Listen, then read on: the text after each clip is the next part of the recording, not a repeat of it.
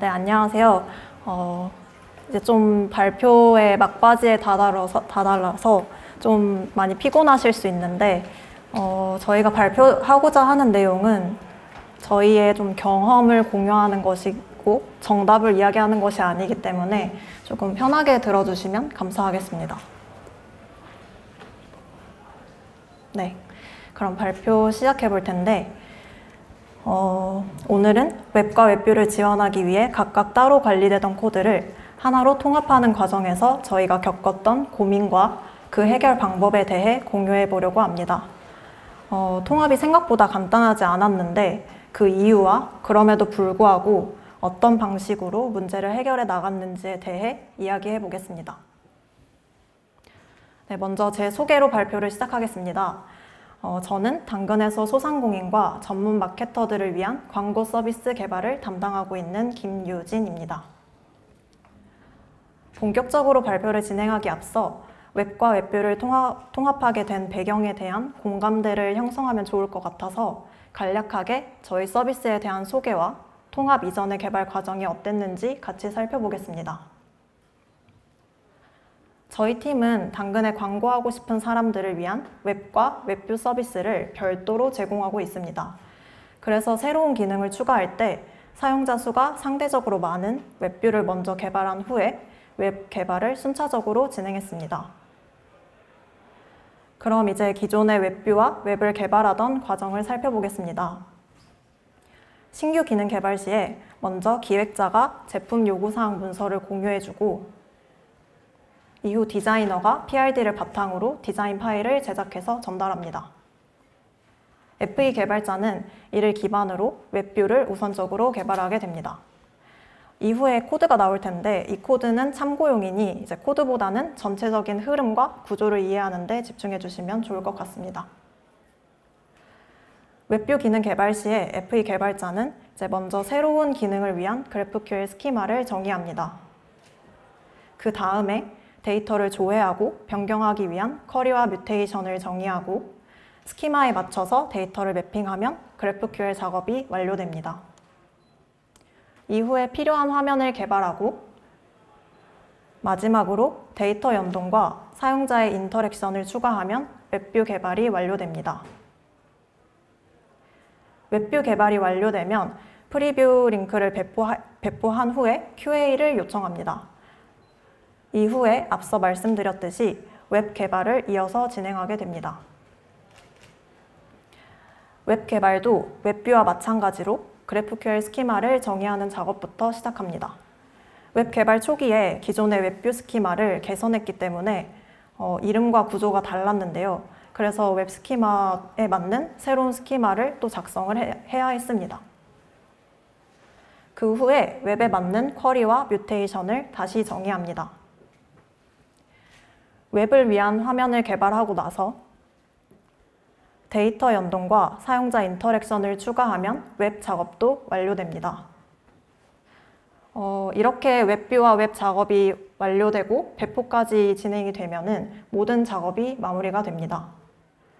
그리고 이러한 과정은 신규 기능뿐만 아니라 버그 픽스와 운영 개선과 같은 모든 작업에서도 동일하게 반복되었습니다. 이렇게 웹과 웹뷰가 두 벌로 관리되다 보니 다음과 같은 이슈들이 있었는데요. 첫 번째로 개발 효율성이 저하됐습니다. 웹과 웹뷰가 나뉘어서 관리되다 보니까 같은 기능을 위한 코드를 두 번을 구현을 해야 했고 이로 인해서 개발 시간이 자연스럽게 늘어났습니다. 뿐만 아니라 관리 포인트가 증가했습니다.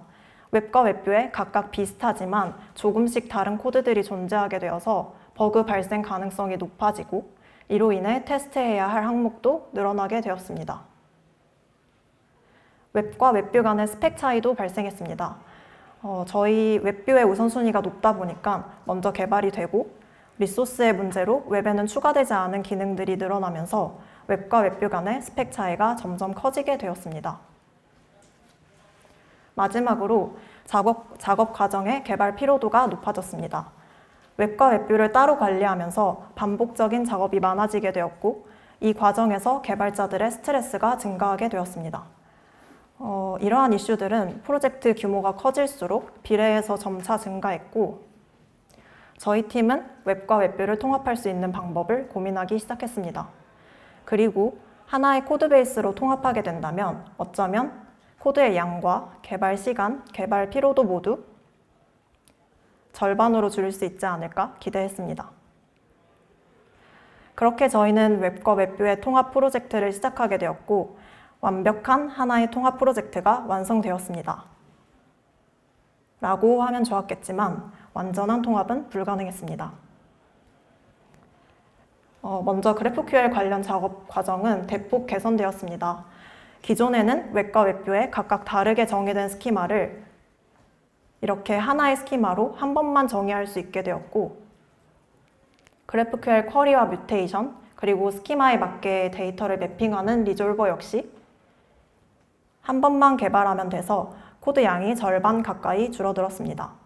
이와 같이 하나의 코드로 완벽하게 대응할 수 있었던 부분도 있었지만 화면 크기나 런타임 환경에 따라서 다르게 동작해야 하는 통합이 불가능한 영역들도 있었습니다. 화면 크기에 따라서 아예 다른 컴포넌트가 보여져야 하는 화면이 있었는데요. 예를 들어서 캐시 페이지에는 모바일 뷰에서 칩 형태의 라디오 그룹을, 데스크탑 뷰에서는 셀렉트 형태의 거래 유형 필터를 보여줘야 했습니다. 코드에서 보시는 것처럼 캐시 정보 아래에 이제 모바일 뷰에서는 칩 라디오 그룹 형태의 컴포넌트가 오고 있고, 데스크탑 뷰에서는 셀렉트 형태의 거래 유형 필터가 오고 있습니다. 웹과 웹뷰에 따라서 인터랙션이 다르게 구현되어야 하는 경우도 있었습니다. 이벤트의 로깅이나 링크 이동 방식 등 각 환경에 따라서 다르게 동작하는 부분들이 있어서 이를 위한 추가적인 분기가 필요했습니다. 웹과 웹뷰를 통합하는 과정에서 다양한 장점들이 있었지만 다르게 보여주고 동작하는 부분들을 처리하기 위한 여러 가지 분기가 발생했습니다. 그리고 이런 분기점이 늘어나는 과정에서 코드의 품질을 관리하지 않으면 코드의 복잡도는 점점 증가하고 가독성은 크게 떨어지게 됩니다. 이번 발표에서는 통합 과정에서 발생할 수 있는 높은 복잡도와 낮은 가독성 문제를 해결하기 위한 저희의 고민과 시도들을 공유하고자 합니다. 크게 반응형 UI와 런타임 관점에서 어떻게 접근했는지 자세히 다뤄보겠습니다. 먼저 다양한 화면을 대응하면서도 가독성과 유지 보수성을 지키기 위해서 저희가 반응형 UI에서 시도했던 방법들에 대해서 이야기해 보겠습니다.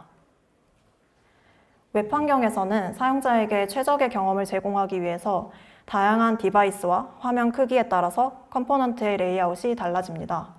이러한 유동적인 레이아웃을 처리하기 위해서 하나의 페이지에서도 여러 분기가 발생하고 컴포넌트의 형태도 달라집니다. 지금 보이는 두 화면에서 동일한 컴포넌트를 같은 색상으로 표시해보면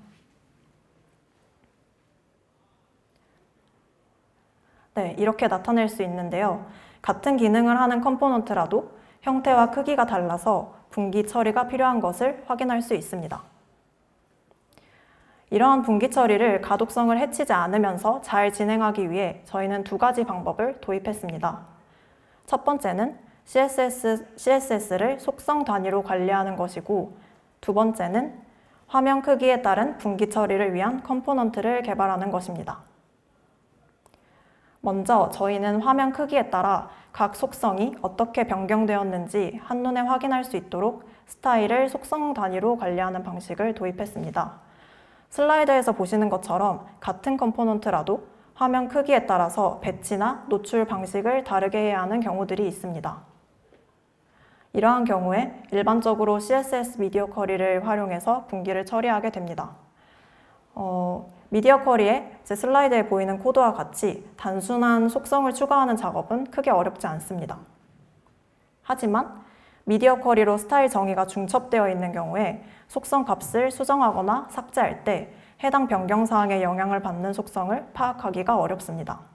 이로 인해서 관련된 속성이 제거되지 않고 남아있거나 스타일 간의 충돌이 발생할 가능성이 높아집니다. 저희는 이런 실수를 줄이고 속성 값을 쉽게 파악하기 위해서 속성 단위로 반응형을 관리하는 방법을 도입하게 되었습니다. 구현 내용도 간략하게 소개해 보도록 할게요. 저희 프로젝트는 스타일 관리를 위해 바닐라 익스트랙이라는 CSS 프레임워크를 사용하고 있고, 추가적인 유틸리티 기능을 제공해주는 스프링클스도 함께 사용하고 있습니다. 스프링클스는 스타일을 정의할 때 활용할 수 있는 추가 기능을 제공해줍니다.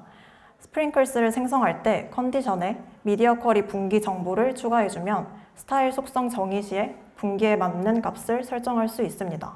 코드에서 보시는 것처럼 저희는 모바일과 데스크탑 뷰에 해당하는 미디어 쿼리를 각 컨디션에 추가했습니다. 이후 바닐라 익스트랙을 통해 화면 크기에 따라서 속성을 다르게 정의해야 하는 경우에 속성 하위에 모바일과 데스크탑 뷰에 맞는 속성 값을 전달하면 됩니다. 이렇게 스타일을 관리하게 되면 화면 크기에 따라서 각 속성이 어떤 값을 가지게 되는지 한 번에 확인할 수 있는 장점이 있습니다.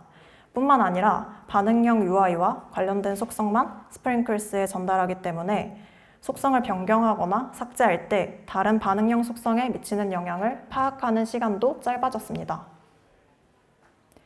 다음으로 화면 크기에 따라 다르게 렌더링할 컴포넌트를 효율적으로 관리하기 위해서 저희가 개발한 컴포넌트에 대해 이야기해 보겠습니다. 슬라이드에서 보시는 것처럼 캐시 내역 필터의 컴포넌트 형태를 보면은 모바일 뷰에서는 칩 라디오 그룹 형태이고 데스크탑 뷰에서는 셀렉트 형태로 서로 다른 형태를 가집니다. 이런 경우에 컴포넌트의 각 형태에 맞는 모바일 뷰와 데스크탑 뷰를 각각 구현해야 합니다. 저희는 이 컴포넌트를 각 화면의 크기에 따라 알맞은 컴포넌트로 렌더링해주기 위해서 화면에서 보이시는 것처럼 리스폰시브를 구현했습니다. 리스폰시브 컴포넌트는 각 뷰에 맞는 컴포넌트를 프로퍼티로 받아서 단순히 조건부 렌더링 시켜주는 반응형 분기를 위한 컴포넌트입니다. 이 리스폰시브 컴포넌트를 사용하면 현재 뷰포트가 어떤 상태인지는 신경 쓸 필요 없이 각 뷰에 따라서 어떤 UI를 보여줄지에 대해서만 집중하면 되기 때문에 각 컴포넌트의 관심사가 쉽게 분리됩니다. 마지막으로 저희는 로직과 UI를 분리하여 유지보수를 수월하게 진행할 수 있도록 했습니다. 모바일과 데스크탑 화면에서 UI는 다르지만 제어 로직이나 비즈니스 로직은 같은 경우가 굉장히 많았는데요. 이러한 경우에 로직을 한 곳에서 관리하도록 하여 UI와 로직을 독립적으로 수정할 수 있도록 했습니다. 저희는 앞서 소개드렸던 리스폰시브 컴포넌트를 로직과 UI를 분리하는 데 사용했는데요. 리스폰시브 컴포넌트는 사용자의 환경에 따라 표시될 컴포넌트를 결정하는 역할을 합니다. 따라서 리스폰시브의 프로퍼티로 전달되는 컴포넌트는 오직 UI만을 담당하도록 하고 로직은 리스폰시브를 사용하는 컴포넌트에서 정의하기로 했습니다. 직접 광고 상세 일정 컴포넌트를 구현해 보면서 로직과 UI를 어떻게 분리했는지 과정을 소개해 보겠습니다. 이 컴포넌트는 모바일 뷰에서는 바텀 시트 형태로, 데스크탑 뷰에서는 모달 형태로 보여집니다. 각각의 형태를 담당하는 UI 컴포넌트를 먼저 구현해 보겠습니다. 각 컴포넌트는 상세 일정 데이터를 인자로 받습니다. 이 데이터는 서버에서 받아온 광고의 상세 일정 데이터를 포함하고 있습니다. 그리고 상세 일정이라는 타이틀을 표시하고 광고의 각 일정을 디자인에 맞게 화면에 렌더링합니다. 마지막으로 확인 버튼을 제공해 사용자가 정보를 확인하고 시스템과 상호작용할 수 있도록 합니다. 이 버튼을 클릭했을 때 실행되어야 할 동작도 Confirm 버튼 클릭이라는 프로퍼티로 추가해 줍니다. 이 같은 형태를 바텀 시트와 모달의 형태로 감싸 각각의 UI를 구현해 주고요. 리스폰시브 컴포넌트를 사용하는 상세 일정 컴포넌트 내에서는 광고의 상세 일정 데이터를 서버로부터 받아와 리스폰시브 컴포넌트를 통해 각 UI의 컴포넌트를 프로퍼티로 넘겨줍니다. 이 구조를 통해서 로직과 UI가 독립된 책임을 가지며 변경이 서로에 영향을 주지 않기 때문에 각각을 독립적으로 수정하고 업데이트할 수 있어서 유지보수가 쉬워집니다. 또한 UI 컴포넌트에 비즈니스 로직이 포함되지 않기 때문에 UI 컴포넌트를 재사용하기에도 용이합니다. 지금까지 반응형 UI 관점에서 고민하고 시도했던 부분들에 대해 이야기 드렸는데요. 이 다음부터는 성현님이 런타임 분기 관점에서 저희가 통합 과정에서 고민하고 시도했던 부분들을 공유드리도록 하겠습니다. 네, 안녕하세요. 당근 광고실에서 개발을 하고 있는 김성현입니다. 앞에서 유진님이 하나의 코드로 모바일 UI와 데스크탑 UI를 모두 대응하면서 겪었던 문제와 그 문제를 어떻게 해결했는지에 대해서 공유해 주셨는데요. 나머지 내용은 제가 이어서 발표를 진행해 보도록 하겠습니다. 다음으로 제가 말씀드릴 부분은 화면의 크기가 아닌 런타임에 따라서 다른 동작을 구현해야 했던 예시들과 대응 과정에 대해서 설명드려 볼게요.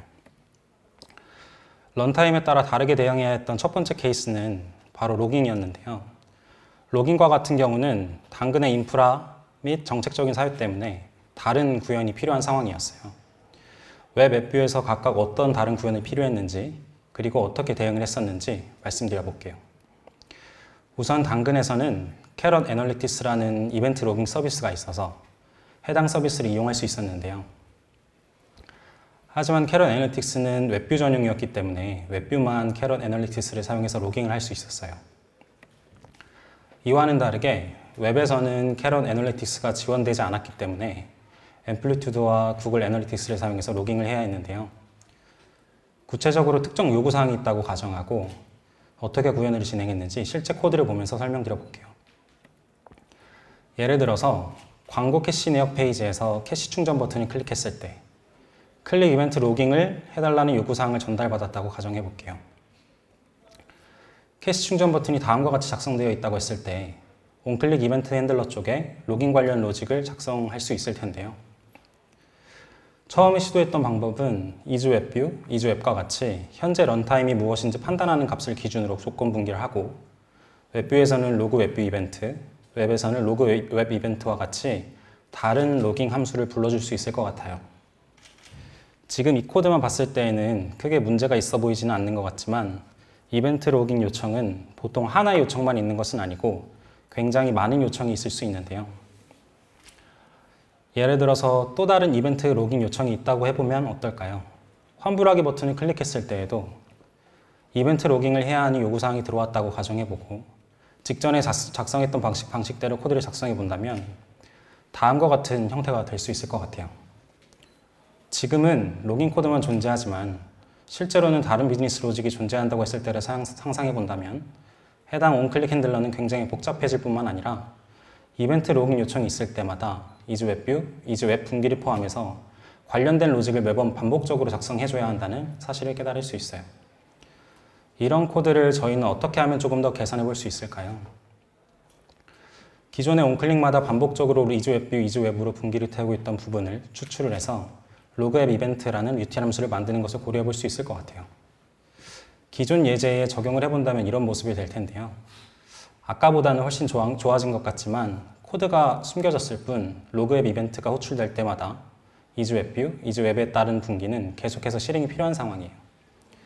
혹시 이벤트 로깅을 할 때마다 런타임에 대한 분기를 하지 않고 다르게 해결할 수 있는 방법은 없을까요? 이런 질문을 생각해 볼 수 있을 것 같아요. 런타임을 매번 체크해야 할까? 사실 런타임은 자바스크립트 코드가 실행되자마자 알 수 있는 값이고 웹앱의 라이프 사이클에서 한번 정해지면 다시는 바뀌지 않는 값이라는 사실을 알 수 있어요. 이 사실을 기반으로 지금까지 작성해왔던 코드를 개선해 볼 수 있을 것 같은데요. 저는 디자인 패턴 중에서 전략 패턴을 활용해서 구현해 본다면 지금의 코드를 개선해 볼 수 있겠다고 생각을 했어요. 실제로 구현에 들어가기 전에 구현 방식을 한번 살펴보면 처음에는 각각의 구현이 따를 공통 인터페이스를 정의하고 웹뷰 로깅 서비스, 웹 로깅 서비스와 같이 공통 인터페이스를 따르는 각각의 서비스를 구현한 후에 코드가 실행될 때 특정 구현 중에 어떤 구현을 사용할지 결정을 해주면 될 것 같은데요. 이렇게 구현을 해본다면 사용처에서는 런타임에 대한 인지 없이 조금 더 간편하게 코드를 작성할 수 있지 않을까요? 이제 실제 코드 조각들을 보면서 다시 한번 이 내용을 살펴볼게요. 실제로 사용처에 노출될 공통 인터페이스를 작성을 해본다면 화면에서 볼 수 있는 것처럼 웹뷰의 로깅, 웹의 로깅 모두 공통으로 따라야 하는 구조를 인터페이스 타입으로 다음과 같이 구성할 수 있어요. 여기서는 로그 이벤트라는 메시지를 정하고 이벤트와 파람즈를 파라미터로 받도록 메시지를 정의했어요. 그리고 공통 인터페이스를 따르는 웹 로깅 서비스를 구현해 볼게요. 웹 로깅 서비스의 로그 이벤트 메소드에서는 정책에 맞게 앰플리튜드, GA 이벤트를 로깅하는 로직이 들어갈 수 있을 것 같아요. 다음으로 웹뷰인 경우에는 웹뷰 로깅 서비스를 따로 구현할 수 있을 것 같은데요. 웹뷰 로깅 서비스는 웹 로깅 서비스와는 별개로 브릿지를 통해서 캐럿 애널리티스에 이벤트를 로깅하는 로직을 추가할 수 있어요. 그리고 실제로 코드가 실행되자마자 런타임을 확인해서 적절한 로깅 서비스를 생성해주는 팩토리 클래스를 정의해주고 로깅 서비스를 사용한다면 어떨까요? 이렇게 봤을 때에는 크게 달라진 부분이 없다고 느껴질 수 있는데요. 실제로 실행되고 있는 코드에서는 로깅을 할 때 더 이상 이즈 웹뷰, 이즈 웹과 같은 분기를 하지 않고 최초 앱 실행 시에만 판단을 할 수 있게 개선할 수 있었어요. 다음으로 한번 넘어가 볼게요. 두 번째는 당근 광고주 센터에서 외부 링크 이동 구현이 달라야 했는데요. 웹뷰에서는 새로운 웹뷰를 열어서 처리해야 했기 때문에 브릿지 함수를 이용해야 했어요. 반대로 웹에서는 윈도우 오픈과 같은 API를 사용해서 새로운 창을 열어서 처리해야 했는데요. 위와 같은 방식이 웹뷰에서도 동작하지만 웹뷰는 인앱에서 실행이 되고 있기 때문에 둘의 구현이 달라야 하는 상황이었는데요. 외부 링크 이동 구현도 구체적인 요구사항에서부터 시작해보면 좋을 것 같아요. 광고 관리 페이지 하단에 보면 유튜브 영상 가이드 보기라는 버튼이 있는데요. 이 버튼을 클릭하면 당근 비즈니스 유튜브 채널로 이동을 해야 하는 구현을 해야 된다고 생각해 볼게요. 웹에서는 해당 버튼을 클릭했을 때 브라우저에 새로운 탭이 뜨면서 당근 비즈니스 유튜브 채널이 오픈되어야 합니다. 그런데 웹뷰에서는 새로운 웹뷰가 뜨면서 당근 비즈니스 유튜브 채널이 떠야 하는 요구사항을 받았다고 가정해 볼게요. 로깅 서비스와 마찬가지로 링크 서비스도 비슷한 상황이기 때문에 비슷한 해법을 적용해 볼 수 있을 것 같아요. 화면에서 보실 수 있는 것처럼 URL을 받아서 특정 로직을 실행시키는 오픈이라는 메시지를 가지고 있는 링크 서비스라는 공통 인터페이스 타입을 구현해 봤어요. 다음으로 공통 인터페이스인 링크 서비스를 기준으로 웹 링크 서비스를 구현했을 때 웹 링크 서비스의 오픈 메소드에서는 윈도우 오픈을 사용하고 있는 것을 확인할 수 있어요. 그리고 웹 링크 서비스는 물론 링크 서비스라는 공통 인터페이스를 따르고 실제 구현은 브릿지를 의존성으로 받아서 브릿지 함수를 호출하도록 작성했어요. 그리고 로깅 서비스와 마찬가지로 팩토리 클래스를 만들어서 전역적으로 사용할 수 있도록 싱글톤 인스턴스를 하나 생성해두고 해당 인스턴스를 사용하게 되면 런타임에 대한 처리 없이 사용처에서는 화면의 코드처럼 공통 인터페이스가 노출하는 메소드만 호출하는 식으로 구현을 마무리할 수 있어요. 그런데 모든 경우가 이렇게만 됐을 때 해결된다면 참 좋을 텐데요. 구현을 하다 보니 또 다른 문제가 생겼어요. 웹뷰만 지원하는 옵션이 있다면 공통 인터페이스로는 표현하기 힘든 특정 런타임에서만 동작하는 옵션이 필요하다면 어떻게 구현할 수 있을까요? 예를 들어서 당근 앱에서는 다른 웹뷰를 열 때 내부바의 유무를 결정할 수 있는 옵션이 있고 스크롤러블과 같이 스크롤 가능 여부를 결정할 수 있는 옵션이 있어요. 그래서 어떤 웹사이트를 열 때에는 내부바를 표시해줘야 하고 어떤 경우에는 스크롤러블의 값을 지정해줘야 하는 경우가 있을 수 있는데요. 그런데 저희가 이전에 작성했던 코드에서는 어떻게 위 내용을 충족시킬 수 있을까요? 문제가 되는 부분은 기존에 정의했던 인터페이스 타입에서는 웹뷰에서만 지원하는 내부바, 스크롤러블을 담기에는 어려움이 있다는 점이에요. 이런 상황에서 제가 시도한 방법 두 가지를 말씀드려 볼게요. 우선 첫 번째 시도는 공통 인터페이스의 웹뷰에서만 동작하는 해당 옵션을 그냥 추가해주는 방향을 시도했었어요. 예를 들면 웹뷰 온리 내부바, 웹뷰 온리 스크롤러블과 같이 공통 인터페이스에 노출이 되어 있지만 웹뷰에서만 사용할 수 있는 인터페이스를 노출시키고 그것을 웹뷰 링크 서비스에서만 사용하게끔 했어요. 문제는 해결됐지만 하나 찜찜했던 것은 공통 인터페이스의 입장에서 어떤 구현에서는 동작하지 않는 옵션을 추가하는 것이 저는 좋은 방향이 아니라는 생각이 들어서 좋은 두 번째 방법을 생각하게 되었어요. 그래서 두 번째로 시도해본 방식은 구체적인 사용 사례를 기반으로 다시 공통 인터페이스의 메시지들을 구체화해보고 그에 맞게 인터페이스를 확장해보는 방식을 시도해봤어요. 예를 들어서 실제로 웹뷰에서 어떤 사용 사례들이 있는지 체크해봤을 때 첫 번째 사용 사례로는 당근 내부에서 개발한 웹링크를 여는 경우였어요. 이런 경우에는 해당 서비스가 직접 내부바를 그리고 있고 스크롤러블을 하지 않게 하는 식으로 웹뷰를 열고 있었기 때문에 내부바 스크롤러블은 모두 false로 처리해야 했는데요. 그래서 웹뷰에서만 동작하는 옵션을 추가하기보다 오픈 인터널이라고 하는 해당 사용 사례를 충족시킬 수 있는 메시지를 추가하고 옵션들은 각자의 구현에서 알아서 처리할 수 있도록 접근했어요. 두 번째 사용 사례로는 당근에서 제작하지 않은 웹 링크를 열 때에는 정책적으로 앱에서 내부바를 직접 표시해주고 스크롤러블이 가능하도록 새로운 웹뷰를 열고 있었어요. 그래서 이와 같은 사용 사례는 오픈 익스터널이라는 메시지로 추상화해서 구현을 추가하는 방향으로 대응할 수 있었어요. 그리고 웹 앱뷰의 각각의 구현에서 각 메시지를 구현하면 한쪽 구현에서만 작동하는 옵션을 추가하지 않고도 우리의 요구사항을 충족시킬 수 있었는데요.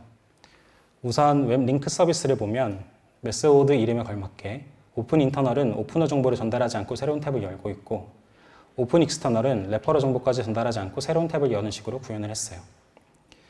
웹 링크 서비스에서는 기존의 옵션을 받아서 그대로 넘겨주기보다 직접 안쪽에서 사용 사례에 맞는 옵션들을 직접 처리해 줄 수 있었어요.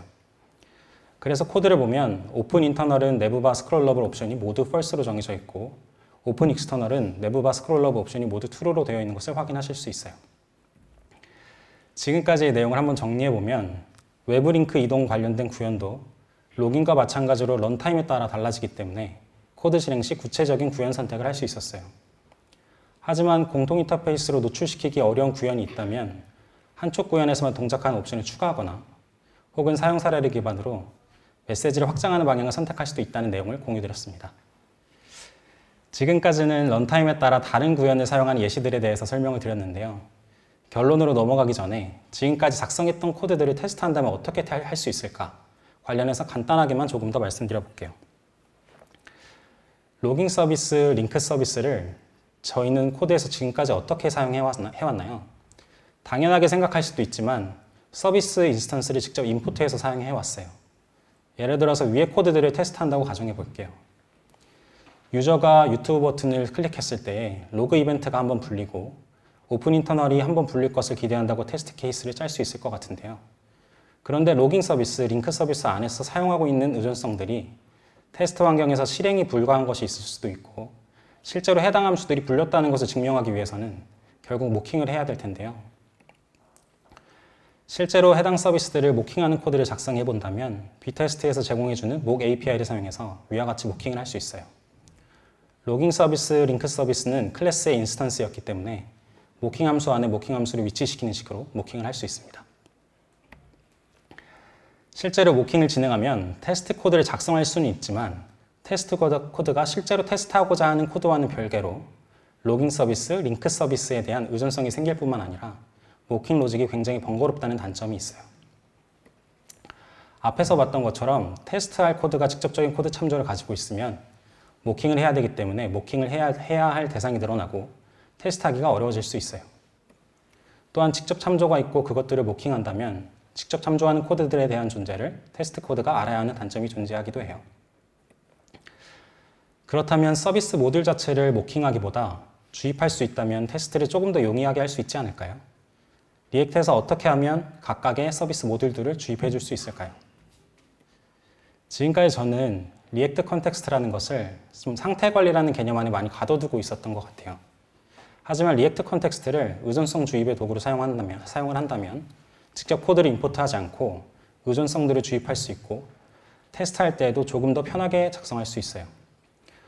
팩토리 클래스에서 생성하던 서비스를 싱글톤으로 생성해서 사용하는 것이 아니라 앱 실행 시 컨텍스트로 생성해서 주입해 준다면 사용하는 코드에서는 임포트 문이 유즈 컨텍스트로 사용해서 가져오게 되었다는 점을 제외하고는 크게 달라지는 점은 없지만 실제 테스트 코드에서는 로깅 서비스, 링크 서비스들을 직접 임포트할 필요가 없어지고 로그 이벤트, 오픈 인터널과 같은 함수들을 쉽게 모킹을 할 수 있어요. 정리해보면 리액트 컨텍스트를 상태 관리가 아니라 의존성 주입의 도구로 사용하면 직접적인 참조를 줄일 수 있고 모듈 자체를 모킹하지 않고 테스트를 편하게 작성할 수 있어요. 마지막으로 결론에서 내용을 정리해보고 발표를 마무리해볼게요. 처음에는 유진님이 뷰 포트 크기에 따라 데스크탑과 모바일에서 다른 UI의 구현을 해야 하는 케이스들에 대해서 말씀을 드렸어요. 그리고 두 번째로는 제가 웹뷰의 런타임에 따라 여러 가지 구현이 필요한 경우에 대한 설명을 드렸는데요.